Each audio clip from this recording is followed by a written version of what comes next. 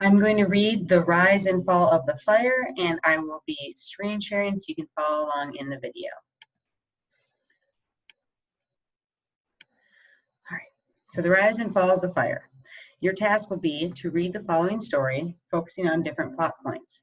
Then complete the plot diagram on the other side of this paper with events from the story. Svengali had been thinking about his wife, who he had not seen in months. He was excited to see her again. However, there was a more pressing issue at hand. It was a dark, frigid night in the frozen tundra of Alaska's Yukon Territory.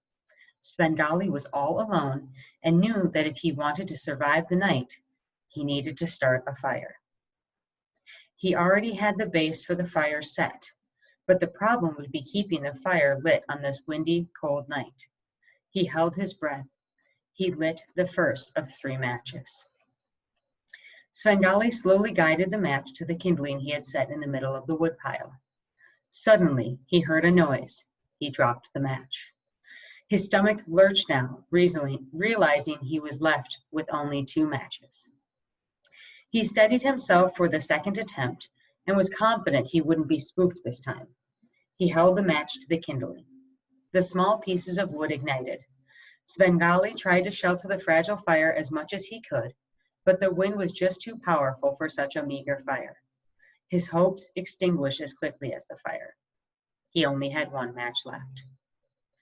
Svengali waited for the wind to settle. Once he determined that the conditions were as good as they were ever going to be, he struck the final match against a rock. The small flame represented his last chance for survival. He had to make it work. This time, he lit the fire in several different places. He watched the fire spread through the whole pile. These minutes felt like hours to Svengali, who was completely focused on stoking the fire. Svengali let out a sigh of relief. The fire grew big and bright, and he knew he was going to survive. He relaxed, his anxiety tempered after his hard work provided the warmth needed for survival. His fingers ached. It was a good ache. At least he felt pain and avoided frostbite. He took out a can of beans and a pot to begin a meal. He then cozied up next to the fire, content and confident that he was going to survive the night. After all, he had desired desperately to get back to his wife. There were a few times throughout the night that Svengali awoke with a fright. He was having nightmares of being separated from his wife forever. However, each time he comforted himself by looking at the fire that he had toiled so hard to create. Each time he was awoken, the fire continued to fade, but the calming warmth and the flickering flames remained through the night. The next morning, he felt the heat of the rising sun on his cheek.